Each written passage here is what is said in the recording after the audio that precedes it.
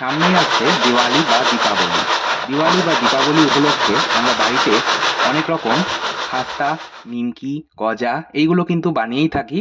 তো আজকে আমি আপনাদের সাথে দিওয়ালি স্পেশাল এপিসোড হিসেবে শেয়ার করছি একটা নিমকি রেসিপি। এর আগেও আমি অনেকবার অনেক রকম নিমকি রেসিপি আপনাদের সাথে শেয়ার করেছি। তবে আজকে যে নিমকিটা আমি বানাবো এটা কিন্তু আমি আপনাদের আগে কখনো বানিয়ে দেখাইনি। আজকের রেসিপি হচ্ছে চিজ নিমকি। আর এই চিজ নিমকিটাকে কিন্তু আমি দুরকমভাবে বানাবো। তাহলে দেখে নেওয়া যাক আজকের ভিডিওটা। প্রথমেই একটা তড়কা প্যানের মধ্যে আমি গ্যাস ওভেন অন করে তড়কা প্যানটা বসিয়ে দিয়েছি। আর তড়কা প্যানের মধ্যে আমি দিয়ে দিলাম মোটামুটি ২ থেকে ২.৫ টেবিল চামচ মতন বাটার অর্থাৎ মাখন। আর এখানে কিন্তু আমি সল্টেড বাটার ব্যবহার করছি, তবে আপনারা চাইলে এখানে আনসল্টেড বাটারও কিন্তু ব্যবহার করতেই পারেন। আর এরই সাথে আমি ব্যবহার করেছি ২ টেবিল চামচ রিফাইন্ড অয়েল বা সাদা তেল। এবার এই তেল আর বাটারটাকে কিন্তু আমি গরম করে নিলাম। একদম ফোটানোর প্রয়োজন নেই, জাস্ট হালকা গরম হয়ে গেলে গ্যাসের ফ্লেমটা বন্ধ করে দিতে হবে। আচ্ছা, এবার আমি চলে যাচ্ছি পরবর্তী স্টেপে।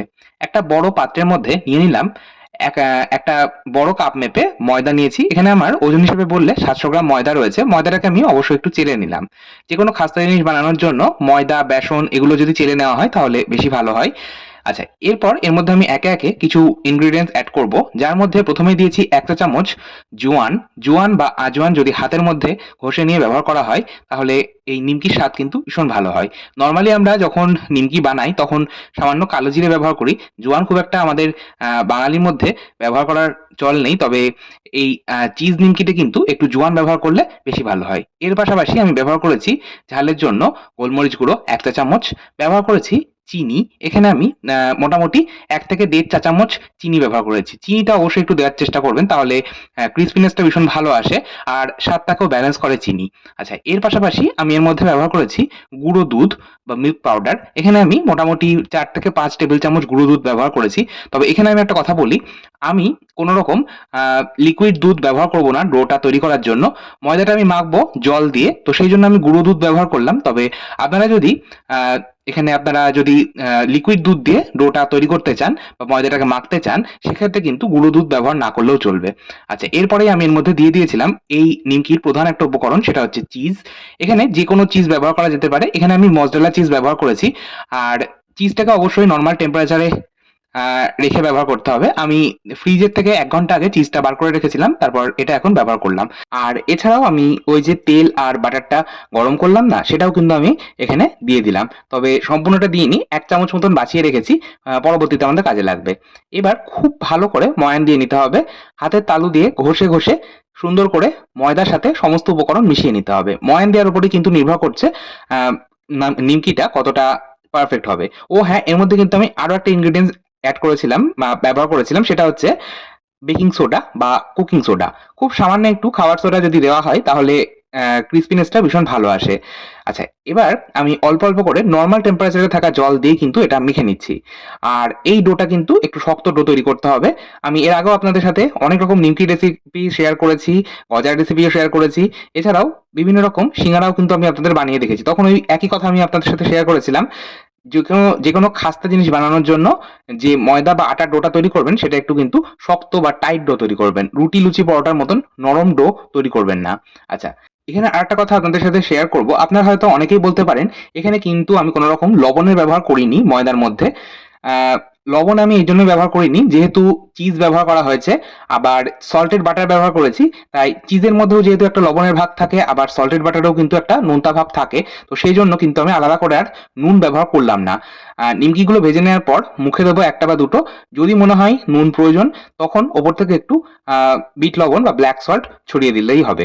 আ আলাদা করে আর এই সময় লবণ দেওয়ার প্রয়োজন নেই। যাই হোক, আমি ঠেসে ঠেসে ময়দাটাকে মেখে নিলাম।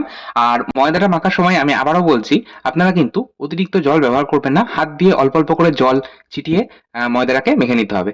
আর ময়দাটা মাখা হয়ে যাওয়ার পর, মানে ডোটা তৈরি হয়ে যাওয়ার পর, ওই যে ১ চামচ মতন তেল আর বাটারটা আমি বাঁচিয়ে রেখেছিলাম সেটা কিন্তু দিয়ে আরো একবার ময়দাটাকে ঠেসে নিয়েছি। তারপর আমি এটা মোটামুটি ৩০ থেকে ৩৫ মিনিট রেস্টে রেখেছিলাম। যদি আপনাদের হাতে সময় কম থাকে সেক্ষেত্রে অন্তত ১৫ থেকে ২০ মিনিট কিন্তু রেস্টে রাখবেন, তাহলে নিমকিগুলো ভীষণ ভালো হবে। যাই হোক, ৩০ মিনিট পর আমি কড়াইয়ের মধ্যে রিফাইন্ড অয়েল বা সাদা তেল গরম হতে বসিয়ে দিলাম। গ্যাসের ফ্লেমটা একদম লোতে রেখেছি। এবার আমি আবার ময়দার কাছে চলে এলাম। ময়দাটাকে আরো একবার খুব সুন্দর করে মিনিট ২-৩ সময় ধরে ঠেসে নিলাম।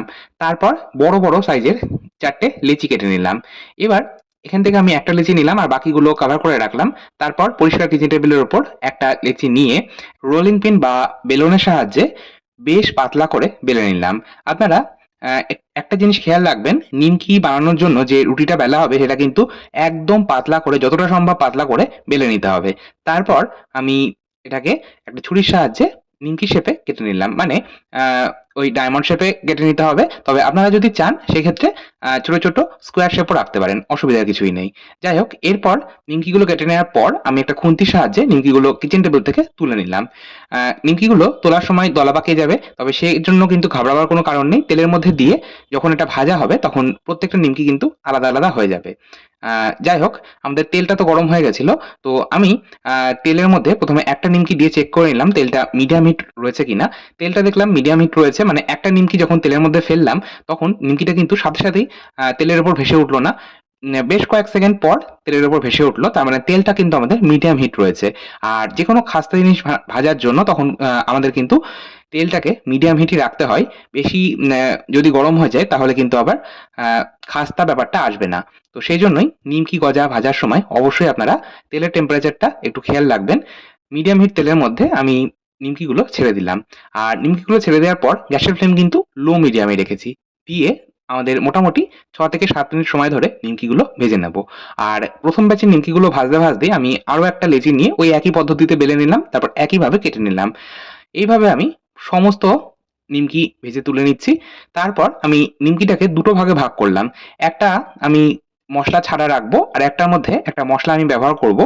নিমকিগুলো ২ টো ভাগে ভাগ করে নেওয়ার পর এবার আমি আবারও ওই যে নিমকি ভাজার পর যে তেলটা রয়ে গেছে ওর মধ্যে ১ মুঠো কাঁচা চিনেবাদাম দিয়ে ভেজে নিলাম। ১ থেকে ১.৫ মিনিট কম আঁচে ভেজে নিয়ে তুলে নিচ্ছি। আর নিমকির মধ্যে একটু বাদাম দিলে খেতে বেশ ভালো লাগে, সেইজন্য দেওয়া। তবে আপনারা যদি চান সেক্ষেত্রে স্কিপ করতে পারেন। যদি ইচ্ছে না হয় তাহলে না দিলেও চলবে। আচ্ছা, এবার আমি ২ টো ভাগে তো নিমকিটাকে ভাগ করে নিয়েছি। এবার ২ টো ভাগের উপরই আমি অল্প, অল্প করে একটু বিট লবণ ছড়িয়ে দিচ্ছি। আ বিট লবণটা আপনারা আপনাদের ইচ্ছা মতন বা স্বাদ মতন ব্যবহার করবেন। আর এবার একটা ভাগের মধ্যে আমি দিয়ে দিলাম পেরি, পেরি মসলা বা পেরি, পেরি মসলা। পেরি, পেরি মিক্স বা পেরি, পেরি মাসালা আপনারা যেকোনো আ অনলাইন থেকেও কিনতে পারেন, আবার যেকোনো সুপারমার্কেটেও কিন্তু ইজিলি পেয়ে যাবেন। তো দিয়ে সমস্তটা মাখিয়ে নিলাম। ব্যাস, আমাদের ২ রকম স্বাদের চিজ নিমকি একদম তৈরি। ঠান্ডা করে স্টোর করুন।